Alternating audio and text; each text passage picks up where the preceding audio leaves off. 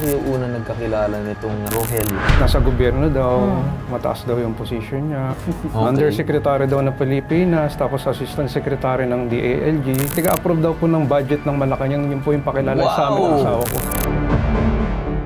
Hanggang sa nalaman niya po na may nabili kami ng lote, tapos pinilit niya kami na siya na lang daw ang gagawa kasi marami daw siyang kakilala sa gobyerno. Kaibigan niya daw po yung isang mayor ng Caloocan daw. Malakas daw po siya doon. Nakita niyo po bang totoong nag-a-apply ang complainant natin ngayon, sir? Meron po ba siyang documents man lang dyan, pending sa mga building permit? Pag-checking po sa record namin, sa database po namin, wala po kahit isang... Naku po. Alright. So, ibig sabihin talaga, hindi na talaga nilalakad yung sinasabing papeles. Nagpanggap dyan, may kakayahan siya na gawin ang bahay, gayong wala naman pala. Nagpanggap siya na meron ng mga nakukuhang permit, nagpanggap siya na merong basbas ng City Hall na wala naman po talaga. At pagkatapos, lumilitaw na parang nagkakayag pa siya na nababayaran na niya yung opisyalis ng City Hall ng Caloocan. May parusang pagkakatilanggo po lahat yan. Noong April 2024 po, ako po yung nagpagawa ng bahay sa Bagumbong, Caloocan. Tapos naka-transaction ko po itong si Rogelio Puno or Roger Puno ang pakilala sa amin. And then, ang sabi niya sa amin, isa daw siyang government official. Tuloy-tuloy yung transaction, tapos kung ano na pinaghihingi sa akin. Nangingi sa akin si Rogelio Puno or Roger Puno ng pera para sa aking dokumento na building permit, sanitation permit, environmental permit, DOLE permit, at DENR permit, at Maynilad at Meralco. Pati yung 15,000 na penalty daw po kasi nahuli daw po yung tauhan niya na wala pong suot na uniform. Kaya po kailangan ko daw pong i-provide yung 15,000. Sa kasamaang palad, nung nagpunta po ako ng Caloocan City Hall, nalaman ko po doon, nakausap ko po yung pinaka-head ng assessors. Ayun, nalaman ko po, pati po sa engineering office, na wala po akong permit. At wala po akong kahit anong papel na pinanghahawakan, sabi nila. Sinubukan po siya na i-approach para sa aking mga dokumento.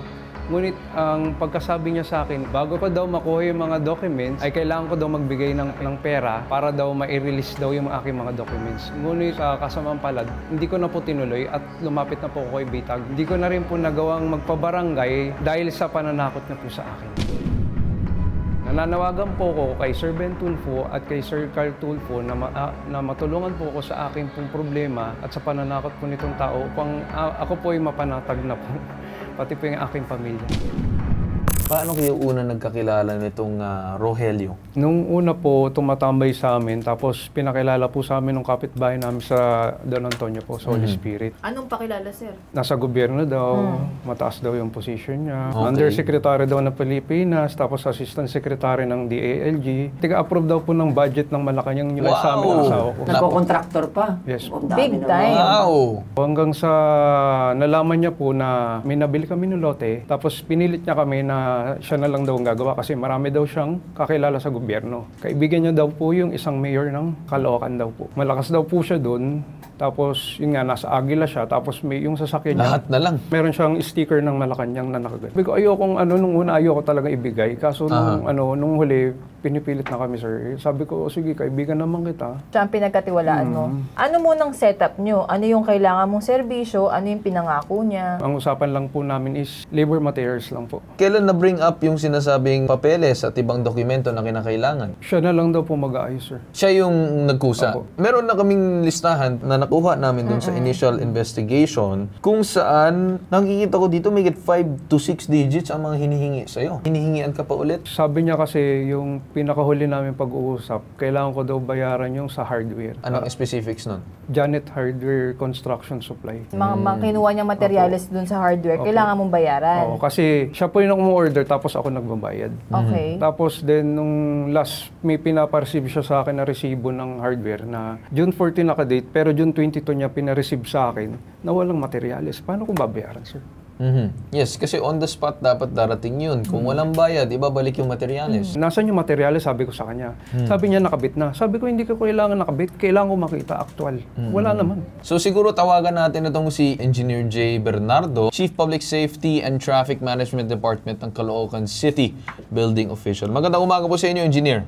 Yes, good morning, Sir Carl. Sir, may concern lang kami na kung saan may nagpapakilala daw na Rogelio Puno at ginagamit daw ang iba't ibang ahensya ng ating gobyerno para doon sa paghihingi ng pera.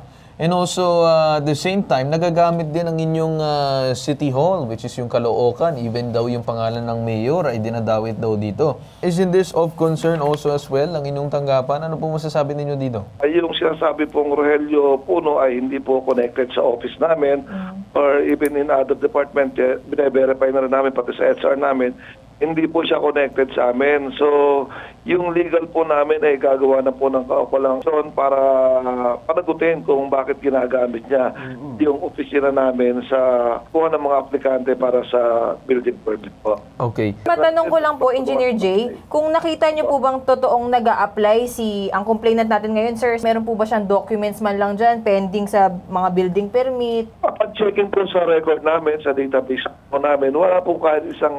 Naku po. Alright. So, ibig sabihin talaga, hindi na talaga nilalakad yung sinasabing papeles. Pero tama, ang sabi sa'yo, meron na. Nakapending daw po sa kanya. Pending sa kanya. Oo. Hawak niya daw. Opo.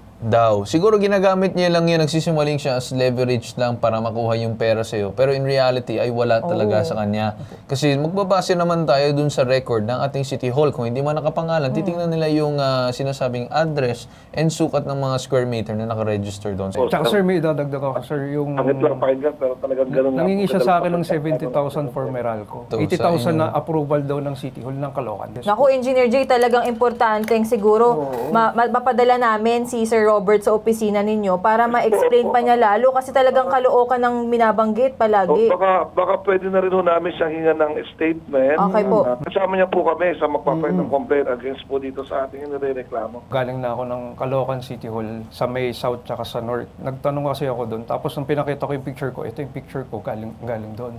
Ngayon, saan na yung building permit ko? Ang sabi niya, may bas-bas na daw ng City Hall ng Caloocan. Yung permit ko. Puro name drop ng Caloocan, City Caloocan. Kaya nadala ka din dun sa sinasabi niya. Tama? Yes po.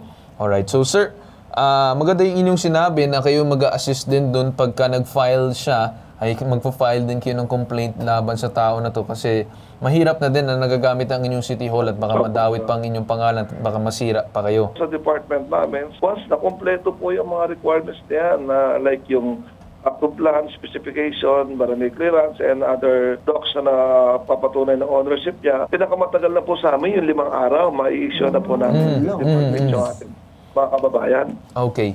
Siguro, sir, no, in terms of doon naman sa documents niya, na para doon sa bahay niya, if you could help siguro in assistance sa mga kailangan niyang gawin para at least turuan siya. Then mismo manggaling sa inyong City Hall, then that would be a big help, sir, kung magawa yun. Kahit ako po personal, tutulungan po natin yung complainant. Okay. Sir Jay, maraming salamat po sa pagtanggap ng aming tawag ngayon. Okay, maraming salamat po, sir, at magbuhay po tayo. Kakusapin din natin ang ating Bitag Resident Lawyer na si Attorney Batas. Magandang umaga po sa inyo, Attorney Batas Mauricio. Magandang umaga po, Ginoong Carl Tulfo. Well, ang pangunahin po dyan ay estafa dahil nga po wala pala siyang kakayahang tuparin ang kanyang pinasok na kontrata sa pagpapatayo ng bahay. Pagkatapos, yung pong isang mabigat dyan, yung pong pagpapanggap na may basbas na ng City Hall, Yeah. ang ibig po sabihin nakausap na niya o di kaya nasuhulan na yung pong sa City Hall para kahit papano ay maipagpatuloy ang pagpapatayo ng bahay bagamat wala namang mga papeles. Yan po ay pretending to have bribed government official na pinaparusahan po ng isang panibagong batas dito. Yan po ay pinaparusahan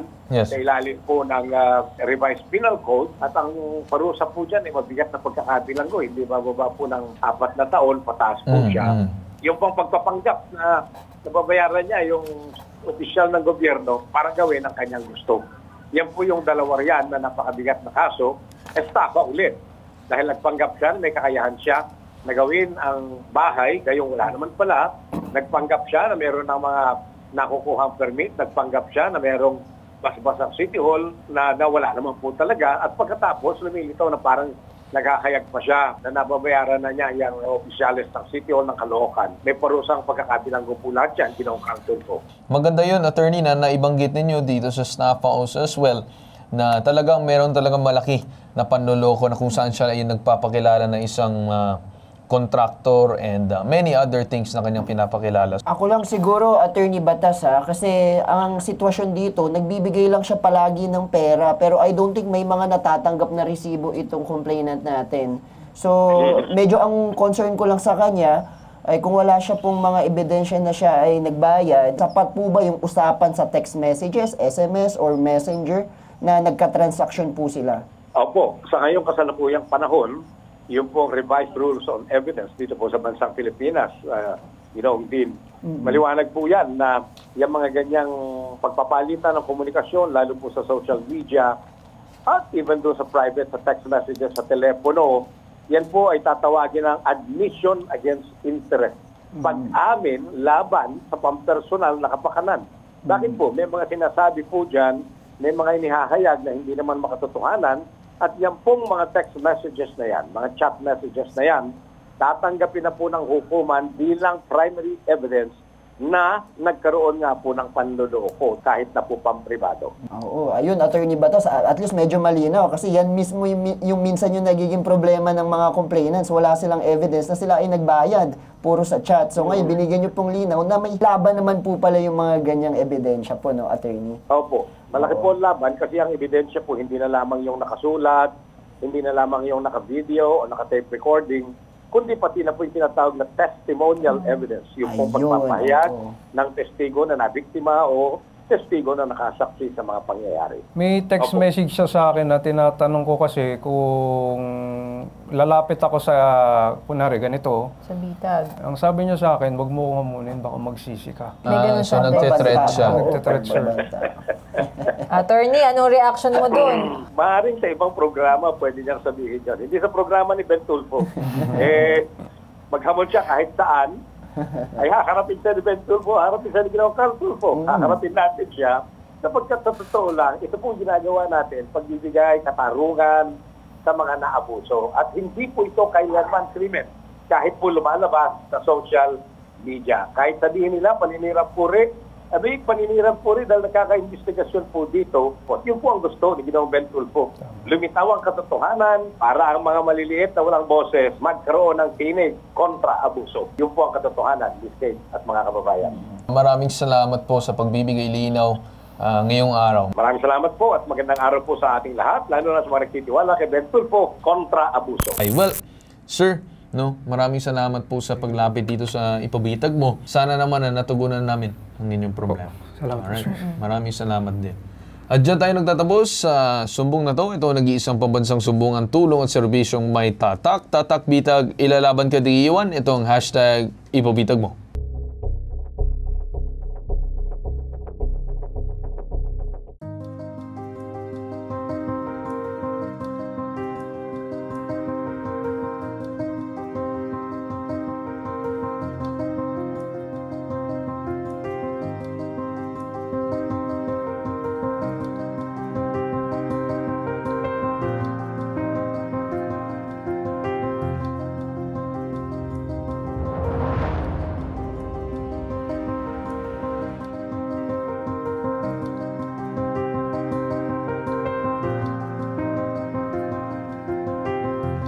Hindi po namin hinihikayat yung aming mamamayan, mga residente namin na magpalakad. Madali lang naman po kasi mag-apply ng building permit. Once na kompleto po yung ating mga requirements, 3 to 4 days or baka 3 days lang may release namin yan.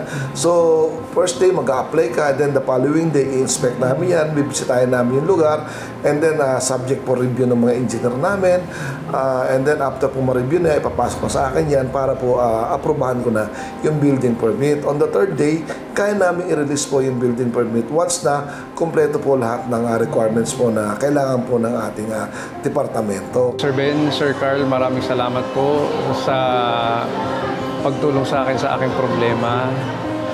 Naway marami pa kami matulungan at mabigyan ng hustisya.